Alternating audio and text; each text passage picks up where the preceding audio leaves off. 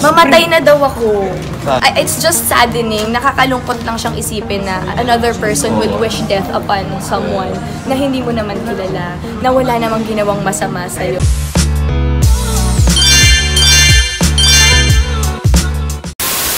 Magandang araw mga kachika! Rigel po ulit ang inyong Chika Patrol. Bago tayo magsimula mga kachika, inaanyayahan ko muna kayong mag-subscribe dito sa ating munting channel para palagi kayong updated sa mga latest at nagte-trending na mga showbiz balita. Katniel. Panigurado mga kachika, umay na kayong pakinggan etong hiwalayang Catherine Bernardo at Daniel Padilla. Pero alam nyo ba ang katotohanan kung paano nga ba nangyari etong hiwalayan na ito? Paano ba nakarating yan kay Catherine Bernardo? At sino ang mga taong involved sa nangyaring issue na to sa pagitan ng Katniel? Yan mga kachika ang pag-uusapan natin sa bidyong ito. Ngayon mga kachika, nagsimula ang lahat nang malaman ni Catherine Bernardo mula kay Sue Ramirez ang katotohanan na ito palang si Daniel Padilla ay nagkaroon ng affair sa isang babae na tinatawag nila sa nickname na GV.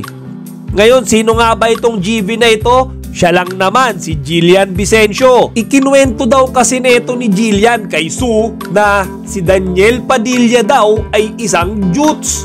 Ngayon sa mga hindi nakakaalam, ang ibig sabihin ng Jutes ay yung maliit, yung mga kachika, pututoy. Diba? Yan, maliit.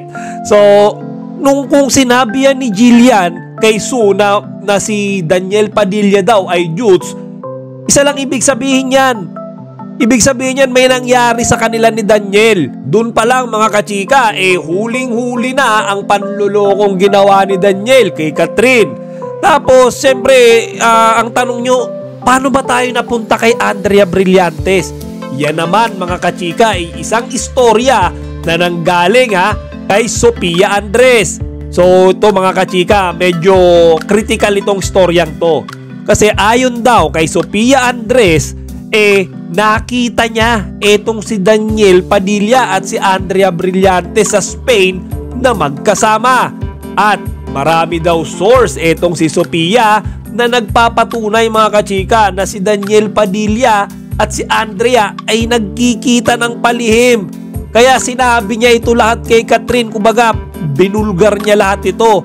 So siguro mga kachika, dahil sa kwento na ito ni Sue Ramirez, dinagdagan pa ng kwento ni Sofia Andres tungkol sa panggagago na ginawa ni Daniel Padilla. Boom! Doon sumabog si Catherine Bernardo. At ayon pa mga kachika, sa sabi-sabi, masama din daw ang loob ni Catherine Bernardo kay Zanjo Marudo at kay Joshua Garcia.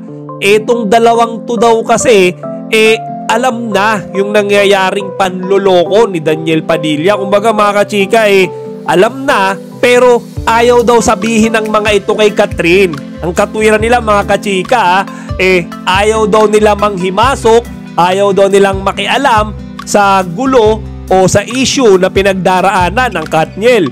So tama ba yung mga kachika? Harap-harapan na nanggagago etong kaibigan nyo sa kanyang girlfriend, tapos ito-tolerate nyo lang? Hindi nyo sasabihin doon sa taong niloloko? Kaya mga kachika, ang laki ng pasasalamat neto ni Catherine kay Sue Ramirez at kay Sofia Andres. Kasi silang dalawa yung naglakas loob na pasabugin etong pangluloko na ginagawa ni Daniel Padilla. Tsaka isang tanong ko rin mga kachika, bakit ba lahat tayo nakatingin kay Andrea Brillantes at kay Jillian Vicencio? Bakit hindi natin tignan ngayon si Daniel Padilla na siya namang punot dulo ng panloloko na ginawa kay Catherine Bernardo? O siya mga kachika, hanggang dito na lang muna.